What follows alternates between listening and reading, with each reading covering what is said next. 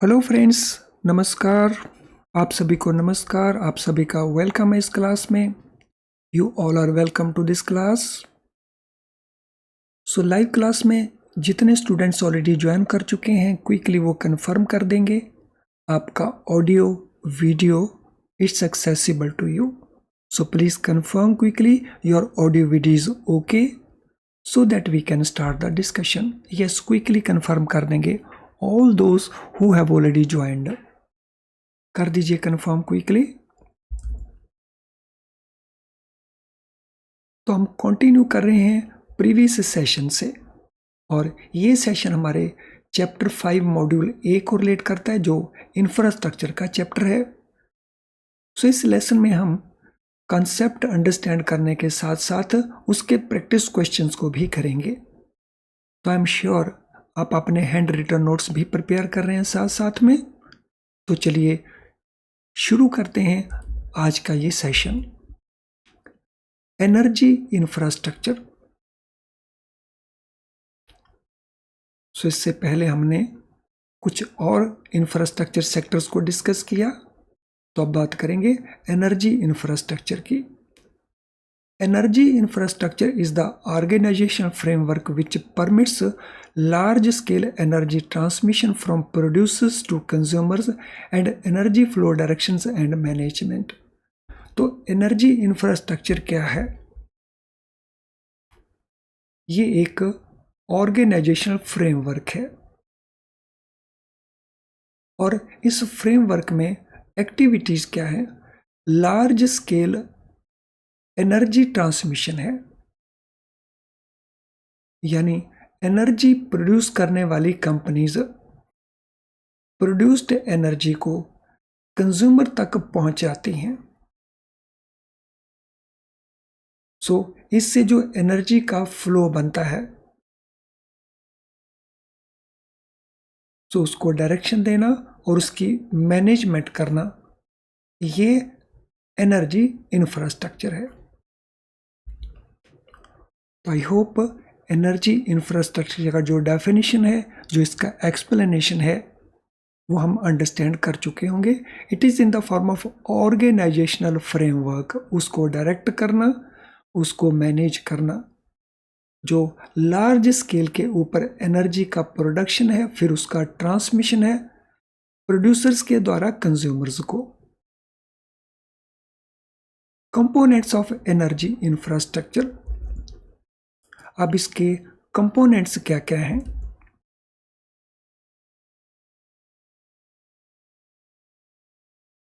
तो इसके कंपोनेंट्स में नेचुरल गैस पाइपलाइंस हो गई, natural gas pipelines, storage and distribution terminals, then petroleum pipelines,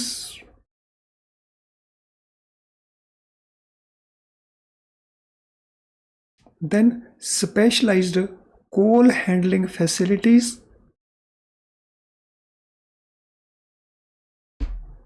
जिसमें कोल्स की washing,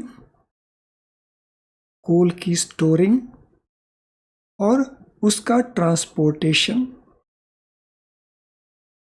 to the producing units, जो एनर्जी प्रोड्यूस करने वाले यूनिट्स हैं। देन रिन्यूएबल एनर्जी इंफ्रास्ट्रक्चर, जैसे विंड पावर एनर्जी है, सोलर पावर एनर्जी है, हाइड्रो पावर एनर्जी है, जियोथर्मल पावर एनर्जी है, बायोमास, बायोफ्यूल फैसिलिटीज एटसेट्रा।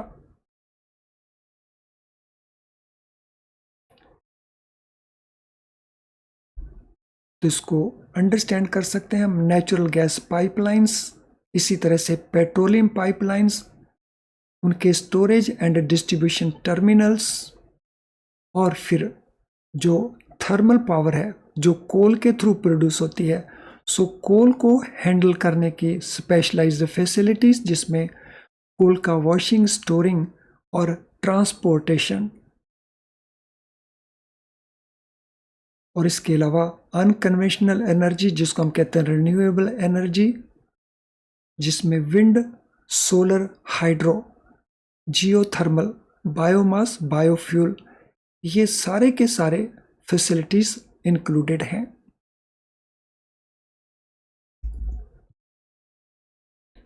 तो आई होप आप हर चीज को साथ साथ लिख पा रहे हैं और ठीक से अंडरस्टैंड भी कर पा रहे हैं।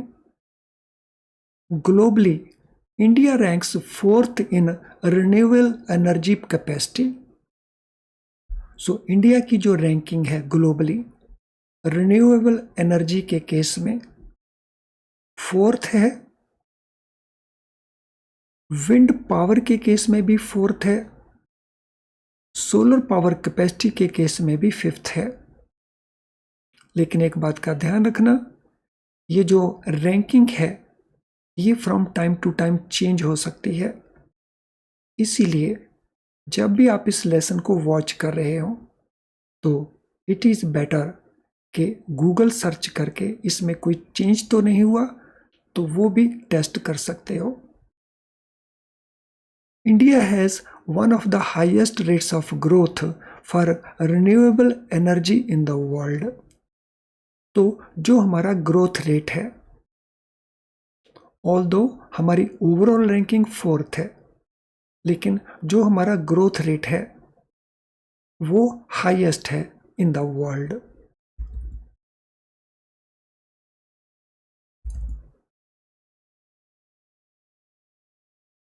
No water management infrastructure. So energy के बाद water management.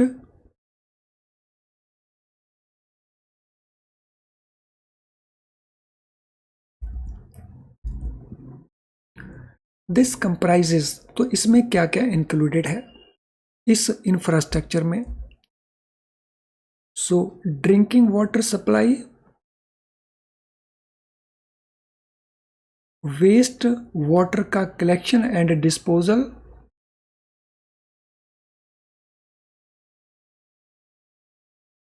Drainage systems, major irrigation systems जिसमें रेजर्वियर्स हैं, इरिगेशन कैनाल्स हैं,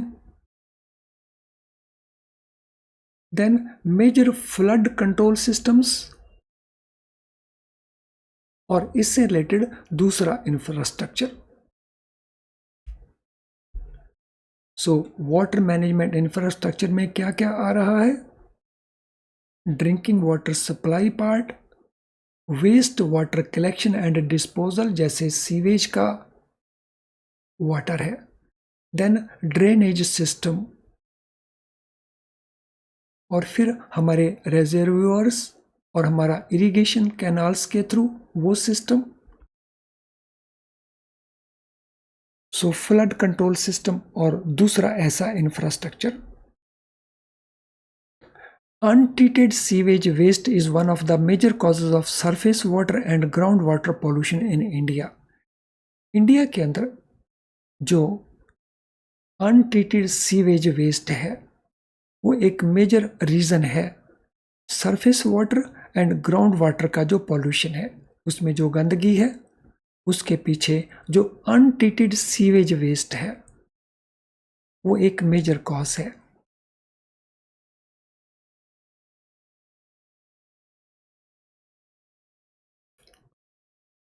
Water Prevention and Control of Pollution Act 1974 was the first legislative measures taken to directly address the issue of water pollution and conservation in the country। तो ये वो act है water prevention and control of pollution act, जो पहला कानून है, legislative major है, directly जो एड्रेस करता है किस इश्यू को, वाटर पोल्यूशन को और वाटर कंजर्वेशन को। तो इसे एक्ट का नाम ध्यान से नोट कर लेंगे। तो कौन सा वो एक्ट है जो एड्रेस करता है legally water pollution and conservation in the country.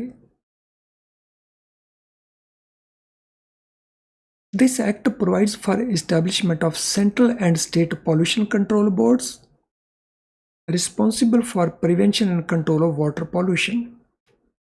तो इस एक्ट के थ्रू इस्टेब्लिश किए गए सेंट्रल लेवल के ऊपर और स्टेट लेवल के ऊपर पॉल्यूशन कंट्रोल बोर्ड्स, और ये बोर्ड्स की रिस्पॉन्सिबिलिटी क्या है? इनकी रिस्पॉन्सिबिलिटी है प्रिवेंट करना और कंट्रोल करना वाटर पॉल्यूशन को।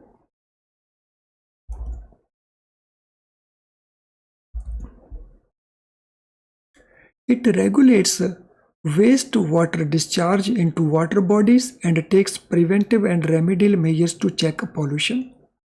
तो ये रेगुलेट करता है वेस्ट वाटर जो है उसको डिस्चार्ज ना किया जाए। सो किस में? वाटर बॉडीज में, यानी जो हमारे रिवर्स हैं और दूसरे वाटर बॉडीज हैं। एंड ये board preventive and remedial measures pollution को चेक करने के लिए इनिशिएट करते हैं। So these boards take preventive measures and also remedial measures, ताकि जो वाटर पॉल्यूशन है वो कम से कम रहे, to check the pollution.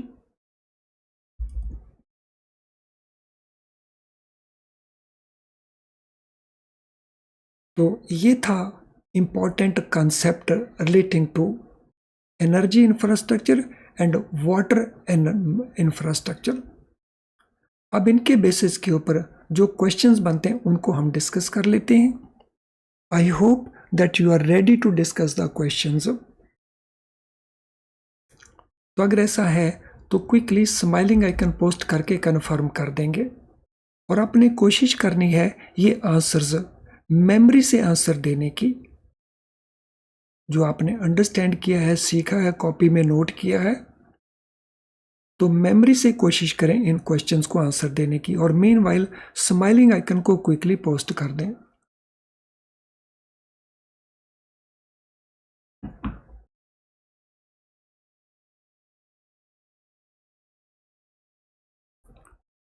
Okay, let us start with the questions. Which of the following is not a component of energy infrastructure? इनमें से कौन सा कंपोनेंट नहीं है? तो ये हमारे ऑप्शन आंसर्स हैं।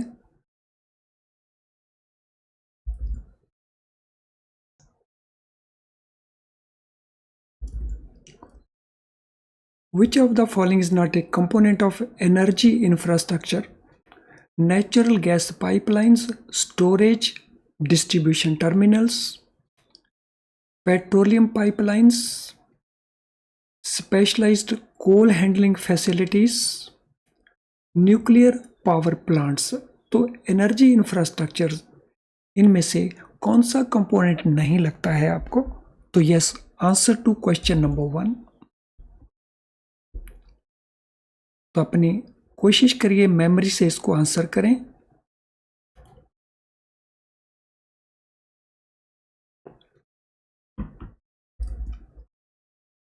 Natural gas pipelines, storage and distribution terminals, ये तो हैं। पेट्रोलियम पाइपलाइंस, ये भी हैं। स्पेशलाइज्ड कोल हैंडलिंग फैसिलिटीज, ये भी हैं। लेकिन न्यूक्लियर पावर प्लांट्स इसका पार्ट नहीं है, उसके लिए पॉलिसी डिफरेंट है। तो यहाँ पे हमारा आंसर बन जाएगा डी, न्यूक्लियर पावर प्लांट्स। चलिए क्वेश्चन नंबर 2 के ऊपर चलते हैं। What is rank of India in terms of solar power capacity globally? Solar power की जो हमारी कैपेसिटी है ग्लोबली, उसकी रैंकिंग हमारी कौन सी है? फर्स्ट रैंकिंग, सेकंड, फोर्थ या फिफ्थ? सो हमारी वर्ल्ड रैंकिंग, हमारी global ranking in solar power capacity,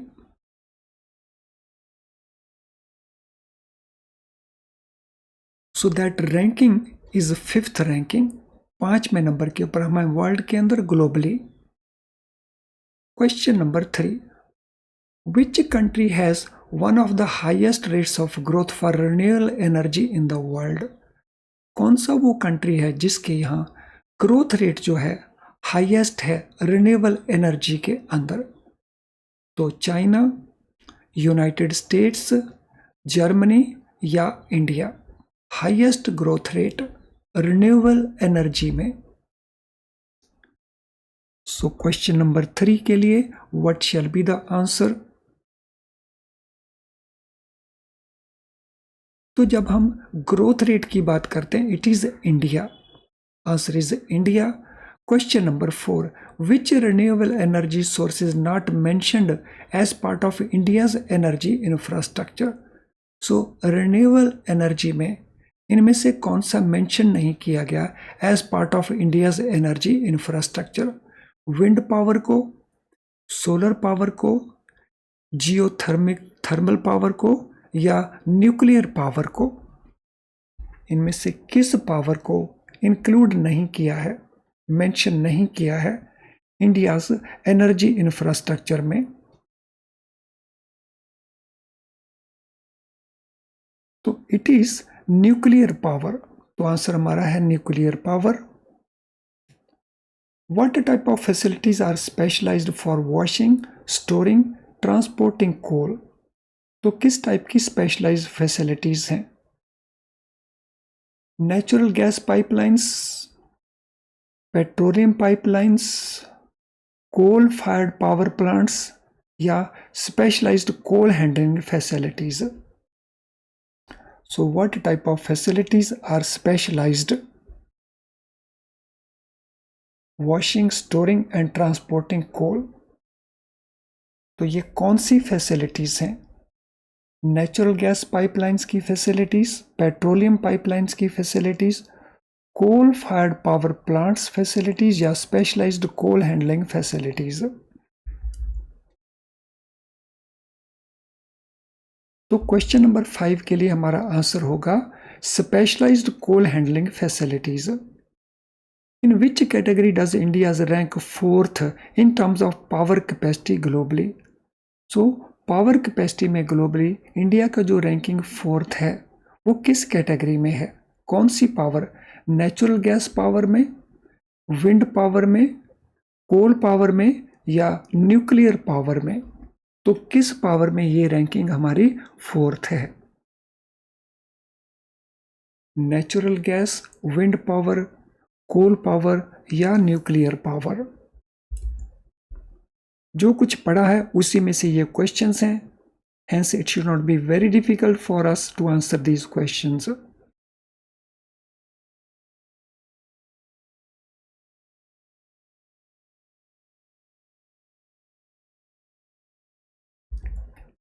So answer here is wind power.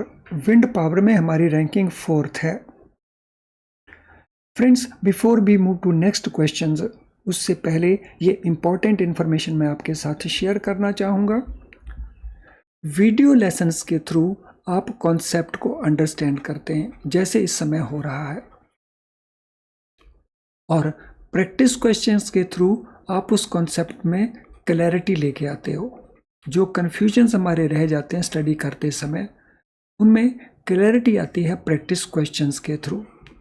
So this means video lessons के साथ साथ जो क्वेश्चन बैंक है वो भी इक्वली इम्पॉर्टेंट है।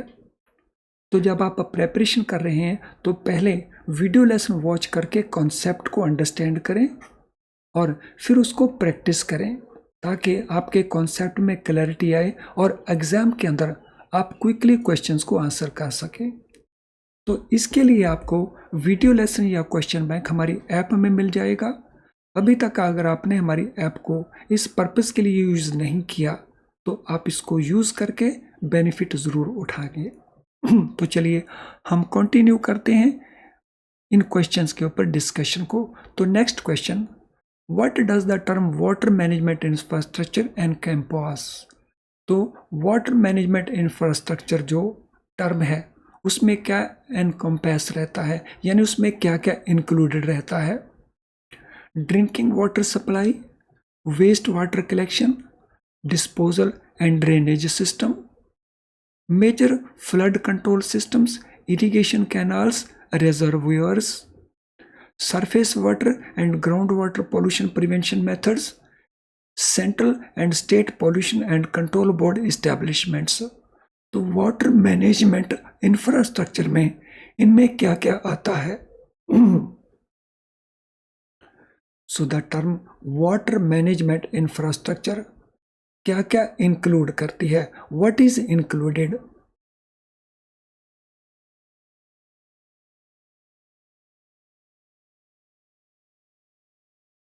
Yes, what is appropriate answer for question number 7?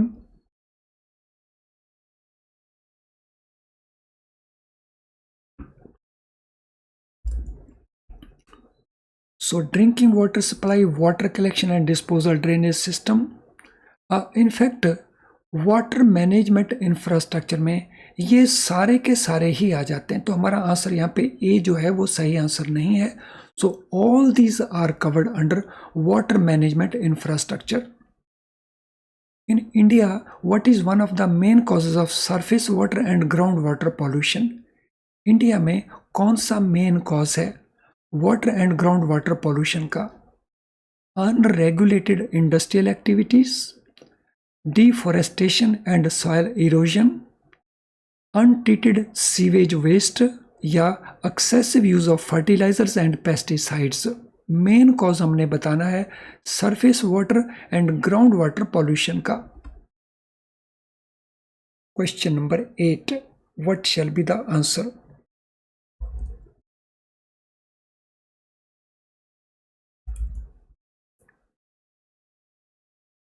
So it is untreated sewerage waste. जो sewage waste है उसको हम ट्रीट करके नहीं छोड़ते, तो उसी के कारण जो वाटर सरफेस वाटर है या ग्राउंड वाटर है उसमें पॉल्यूशन आता है. Which legislative measure was the first to directly address the issue of water pollution and conservation in India? So कौन सा वो legislative measures था, यानी कौन सा वो कानून था, लॉ था जो सबसे पहले एनेक्ट किया गया जिसने डायरेक्टली एड्रेस किया issue of water pollution and conservation in India?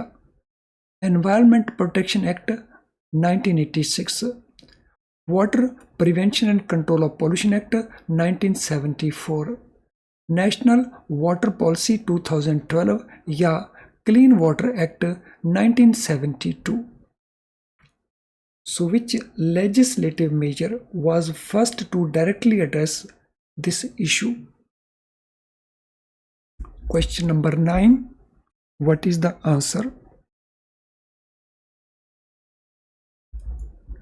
So answer is B, Water Prevention and Control of Pollution Act 1974. What is role of central and state pollution control boards established under this act? तो इनका role क्या है, चाहे वो central pollution control board हो चाहे वो state pollution control board हो? Regulating industrial waste disposal, enforcing water usage restrictions, conducting water quality tests या preventing and controlling water pollution.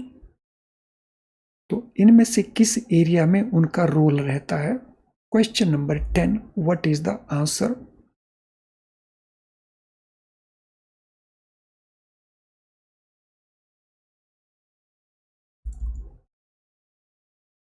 So question number 10 के लिए आंसर रहता है D, preventing and controlling water pollution. तो ये उनका role है, ये उनका काम है, उनका फंक्शन है. What does water prevention and control pollution act regulate? तो ये जो एक्ट है 1974 में जो बनाया गया, ये किसको रेगुलेट करता है? Ground water extraction for commercial purpose, water pricing and distribution, waste water discharge into water bodies या रिजर्वियर कंस्ट्रक्शन एंड मैनेजमेंट. तो ये किसको रेगुलेट करता है act? So that is the answer we have to provide.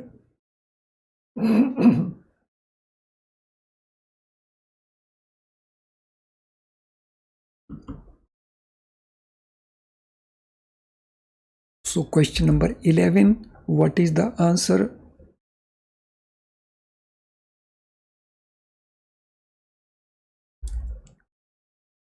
So इसके लिए answer हमारा बनेगा waste water discharge into water bodies. जैसे रिवर्स एटसेट्रा हैं, उनमें वेस्ट वाटर का डिस्चार्ज उसको रेगुलेट करता है ये act. What is main objective of this act? So water prevention and control of pollution act, इसका main objective क्या है? Encouraging water conservation practices, promoting sustainable water management, facilitating interstate water sharing agreements, या ensuring availability of clean drinking water. तो इसका main objective क्या है? What is main objective of this act?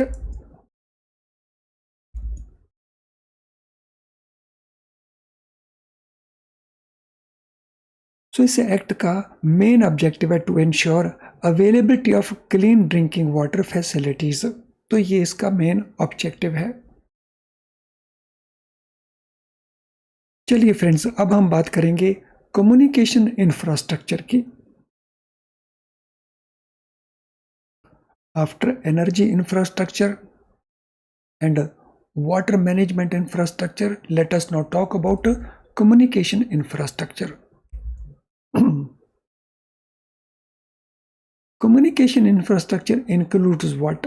तो communication infrastructure में क्या क्या आता है? तो इसमें आती हैं postal services,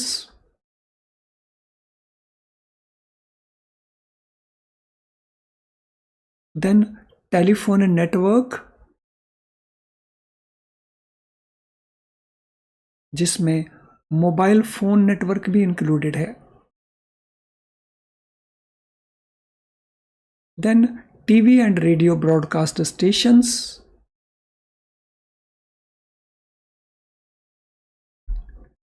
internet, then communication satellites and so on.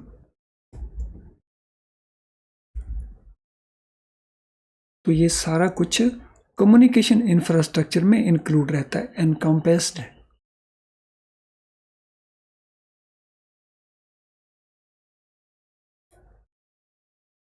कुछ ऐसे इनिशिएटिव्स जो गवर्नमेंट ने लिए to boost communication infrastructure in India.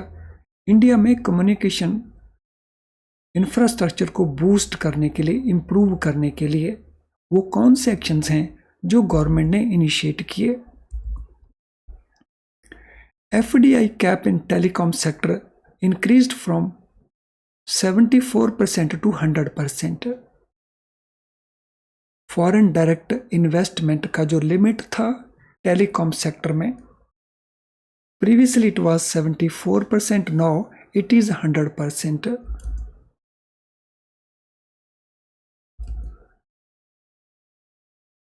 In 2020, government approved Production Incentive Scheme, that is PIL, for large-scale electronic manufacturing. So PLI हम इसको कहते हैं Production Linked Incentive Scheme.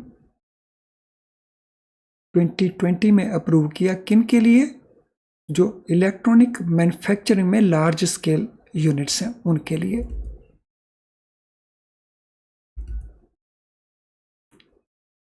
Department of Telecommunication launched Tarang Sancharj, a web portal sharing information on mobile towers and EMF emission compliances. So Department of Telecommunication ने launch किया तरंग संचार web portal को. इसके ऊपर इंफॉर्मेशन कौन सी शेयर होती है? Mobile towers and EMF emission compliances.